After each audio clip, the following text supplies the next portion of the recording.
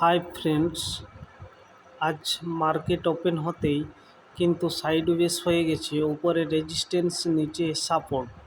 আপনারা এই চার্টে অলরেডি দেখতে পাচ্ছেন যে উপরে একটা ট্রেড নিয়েছিলাম, সেই ট্রেডটা মোটামুটি টার্গেট দিয়ে দিয়েছে। আর একটা ব্রেকআউটে একটা ট্রেড ইনিশিয়েট করেছিলাম, কিন্তু সেই ট্রেডটা দেখুন এসএল হিট করে মার্কেট কিন্তু উপরে চলে গেছে। আর এখানে এই ব্রেকডাউনে দেখুন মার্কেট কিন্তু ট্র্যাপ করেছে, আর এই ট্র্যাপের কারণে মার্কেট কিন্তু দেখুন অনেকটা উপরে গেছে নিফটি। আবার এই ট্রেড লাইনকে ফলো করে করে মার্কেট কিন্তু উপরের দিকে যাচ্ছে, উপরের রেজিস্ট্যান্স লেভেলে কিন্তু অনেকবার টাচ করেছে, আর এখনও দেখুন টাচ করছে। এখানে দেখুন এই ট্রেড লাইনে ব্রেকআউট দিয়েছে, দেখুন রেড ক্যান্ডেলে ব্রেকআউট দেওয়ার পর কিন্তু মার্কেট আবার উপরে চলে গেছে। এই জন্যই সেই সাইডে ট্রেডটা ইনিশিয়েট করা। এখন দেখা যাক টপলস হিট হয় না টার্গেট হিট হয়। দেখুন বন্ধুরা, মার্কেটে চার্ট রিডিং ইম্পর্ট্যান্ট। আপনারা যদি একবার চার্ট রিডিং বা মার্কেটের ডাইরেকশনটা একবার শিখে যান, যে মার্কেট কোন দিকে যাবে বা কোন দিকে আসবে, কি করবে না করবে, এই মার্কেটের ডাইরেকশনটা একবার যদি আপনারা শিখে যেতে পারেন, তাহলে কিন্তু মার্কেটে আপনাদেরকে হারাতে কিন্তু কেউ পারবে না। আজ হয়তো আপনারা টাকা পয়সা কম রোজগার হচ্ছে বা হয়নি, কিন্তু পরে কিন্তু আপনাকে এই মার্কেট টাকা দিয়েই যাবে। দেখুন এই ট্রেড ইনিশিয়েট করার পরেই কিছুক্ষণের জন্য এই রেজিস্ট্যান্স লেভেলকে মার্কেট কিন্তু দেখুন রেড ক্যান্ডেলে সেলারকে এখানে ইনভাইট করে মার্কেট কিন্তু ব্রেকআউট দেবে। আর কারণ ট্রেডটা ব্রেকআউটের আগেই ট্রেডটা ইনিশিয়েট করার কারণ হলো এই অ্যারো চিহ্নটা দেখুন, এখানে কিন্তু মার্কেট ট্রেড লাইনকে ব্রেক করে ট্র্যাপ করেছে। আর এই ট্র্যাপ করার জন্য এই ট্রেডটা অ্যাডভান্সে নেওয়া হয়েছে।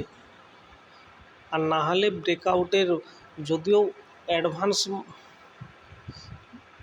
মানে বুঝতেই তো পাচ্ছেন, একটা ট্রেড, প্রথম ট্রেডটা রিয়েল ট্রেড করেছি, দ্বিতীয় ট্রেডটা যেটা ওটাও রিয়েল ট্রেড করেছিলাম কিন্তু এসএল যাওয়ার জন্য। আর এই ট্রেডটা কিন্তু রিয়েল না, এই ট্রেডটা প্র্যাকটিসের জন্য নিয়েছিলাম আমি। মানে প্রত্যেক দিন 1 থেকে 2টা ট্রেড নেওয়ার পরে এবার কিন্তু মার্কেটে আমি প্র্যাকটিস করতে থাকি। আর প্র্যাকটিস হচ্ছে এমনই একটা জিনিস, আপনি যত প্র্যাকটিস করবেন তত কিন্তু মার্কেটের প্রতি আপনার অভিজ্ঞতা বাড়বে, আর মার্কেটে আপনি প্রো হতে যাবেন। দেখুন রেজিস্ট্যান্স লেভেলে যে সেলারকে ইনভাইট করছে, একবারে এই রেজিস্ট্যান্স লেভেলকে টাচ করে করে মার্কেট কিন্তু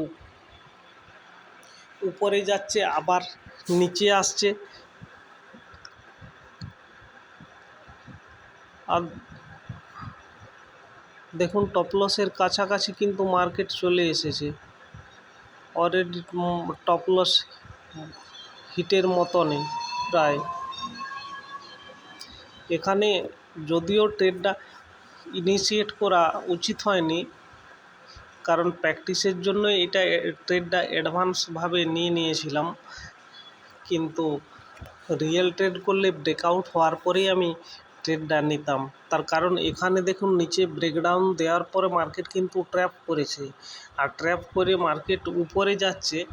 আর ওই রেজিস্ট্যান্স লেভেলকে টাচ করার পর আবার এখানে দেখুন এই প্রথম অ্যারো চিহ্নটায় মার্কেট কিন্তু ট্র্যাপ করেছে, সেলারকে ইনভাইট করেছে। এখানে প্রত্যেকটা সেলার কিন্তু এই ট্রেড লাইনটা ব্রেকডাউনে প্রত্যেকটা সেলার কিন্তু এখানে পি বা যারা পি কিনে নিয়ে থাকবে।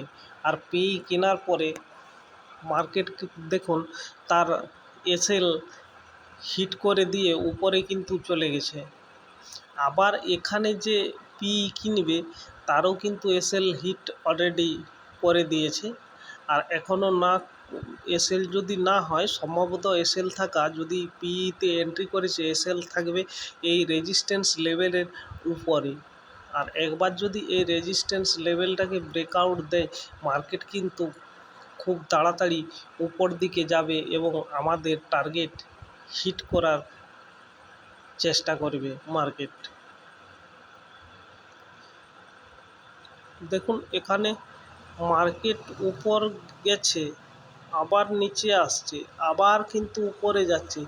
এই রেজিস্ট্যান্স লেভেলকেই কিন্তু ইনভাইট করছে মার্কেট এখনও পর্যন্ত। আর যদি এসএল চলে যায় তো যাক, মার্কেটে তো এসএল তো দিতেই হবে, কারণ আমাদের এই মার্কেট, স্টক মার্কেট প্রবাবিলিটির উপর নির্ভর করে। আমরা প্রত্যেকটা ট্রেড ইনিশিয়েট করি প্রবাবিলিটির উপর, যে মার্কেট উপরে যাওয়ার সম্ভাবনা আছে এই ভেবে আমরা কিন্তু ট্রেডটা ইনিশিয়েট করা। দেখুন এখানে ডাব্লিউ প্যাটার্ন তৈরি করেছে, আর এই ডাব্লিউ প্যাটার্নটা তৈরি করেছে কোথায় দেখুন,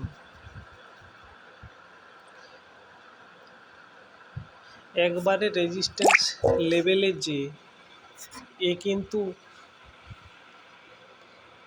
ব্রেকআউট দিলে টার্গেট মোটামুটি টার্গেটের কাছাকাছি চলে যাবে। কারণ মার্কেট এখানে যে ডাব্লিউ প্যাটার্নটা তৈরি করেছে, এখানে কিন্তু মার্কেট হঠাৎই ট্র্যাপ করতে পারবে না। তার কারণ এখানে যারা জানে তারা যদি সেল করে, তাহলে তো অপারেটরও যদি এই রেজিস্ট্যান্স লেভেলে সেল করে, আবার আমরা ইউটিউব থেকে শিখে এসেছি যে এই রেজিস্ট্যান্সে সেল করো, তাহলে এই রেজিস্ট্যান্স লেভেলে যে যদি কেউ সেল করে, তাহলে আর অপারেটরও যদি সেল করে, তাহলে একসঙ্গে মার্কেটে কিন্তু প্রফিটস আমরা রিটেল বায়াররা অলরেডি পেয়ে যাব। কিন্তু সেটা তো অপারেটররা চায় না, বা মার্কেটেও চায় না যে রিটেল বায়াররা বা সেলাররা প্রফিট মার্কেটে করুক। এই জন্যই মার্কেট কিন্তু উপরের দিকেই যাবে। আর এই ব্রেকআউট দেওয়ার পর এখানে কিন্তু লিকুইডিটি আসার চান্স সবথেকে বেশি আছে। এখানে লিকুইডিটি কিন্তু যদি পূর্ণ হয়ে যায়, লিকুইডিটি উপরে যদি এসএল অ্যাভেলেবেল না থাকে, মার্কেট কিন্তু নিচে এসএল হান্ট করতে করতে নিচে চলে আসবে। দেখুন মার্কেট কিন্তু উপরের দিকেই যাচ্ছে। দেখুন ব্রেকআউট দেওয়ার পর মার্কেট কিন্তু কোনো রকম রিটেস্ট বা কোনো কিছু করে না, এখানে অলমোস্ট টার্গেটের কাছাকাছি চলে গেছে, আমাদের স্কোয়ার অফ করে দিতে হবে। তার কারণ এখানে ডাব্লিউ প্যাটার্ন তৈরি করেছে, এখানে মার্কেট কিন্তু লিকুইডিটি এরিয়া।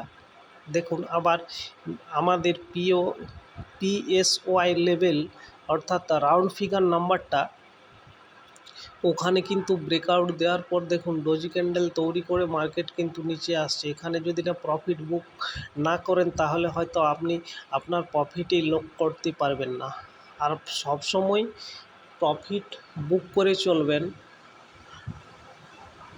প্রফিট লক করার প্রয়োজন আছে। আপনি যদি 2 লটে ট্রেড করে থাকেন, তাহলে আপনি 1 লট মার্কেট থেকে বেরিয়ে যান প্রফিট নিয়ে, আর 1 লট রিস্কে ছেড়ে দেন, সে চললো, যা হবে না হবে। আর এই ট্রেডটা নিয়ে আপনারা যদি কোনো কিছু শিখতে পেরেছেন, অবশ্যই কমেন্ট করে জানাবেন। আর এইরকম ইনফরমেটিভ ভিডিও পেতে, চার্ট রিডিং শিখতে হলে আমাদের চ্যানেলটাকে অবশ্যই সাবস্ক্রাইব করুন।